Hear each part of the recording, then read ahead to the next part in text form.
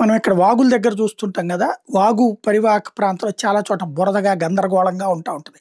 ముళ్ళ కంపలా లేకపోతే పిచ్చ పిచ్చగా ఉండటమా, ఇదంతా నడవలేము, ఊబులుంటాయి ఇట్లాంటివి. మన గుజరాత్‌కి, పాకిస్తాన్‌కి సరిహద్దుల్లో కచ్ ప్రాంతాలు గూడా అట్లాగే ఉండదు. సర్ క్రీక్ అంటారు. సర్ క్రీక్ జలసంధి అంటారనమాట. ఇదే సంధి మార్గం అంటారక్కడ. అక్కడ బురద గుంటలు వీటన్నిటికి అవతల పక్కన పాకిస్తాన్, ఇవతల పక్కన మనం. కానీ మధ్యలో ఉన్న బురద గుంటల్ని ఆక్రమించుకోవడానికి ప్రయత్నించింది గతంలో పాకిస్తాన్. మనం తిప్పికొట్టాం. కరాచీ దాకా అట్నుంచి వెళ్ళిపోవచ్చు. మనం కొట్టాలనుకుంటే అటంతా లాక్కోవచ్చు. అయితే దాంట్లో ఎట్టి పరిస్థితుల్లో అవకాశం లేకుండా ఇప్పటిదాకా చూసుకుంటొచ్చాం. అటు వాళ్ళు రావడానికి వీల్లేదు, ఇటు మనం వెళ్ళడానికి వీలు లేకుండా చూసుకోవచ్చు. ఈ మధ్యన పాకిస్తాన్ తెలివిగా అక్కడ ఆసిఫ్ మునీర్ రెచ్చగొట్టడానికి ఆ ప్రాంతం నుంచి తమ సైన్యాన్ని లేకపోతే ఉగ్రవాదుల్ని ఇటు తెప్పించే ప్రయత్నం చేస్తే తాట తీస్తామని భారతదేశం వార్నింగ్ ఇచ్చింది.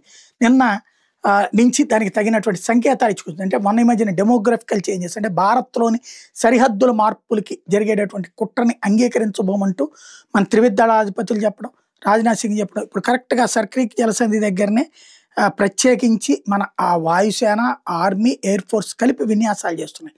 ఇంకో వారం రోజుల పాటు చేస్తాయి. తద్వారా భారీ ఎత్తున సైన్యం అక్కడ డిప్లాయ్ చేయబడింది. అంటే పాకిస్తానోళ్ళు గనక పొరపాటున ఏదైనా సాహసం చేయడానికి చైనా వాళ్ళని నమ్ముకుని ప్రయత్నిస్తే వీళ్ళ తాడ తీయడానికి మనోళ్ళు సిద్ధంగా ఉన్నారు.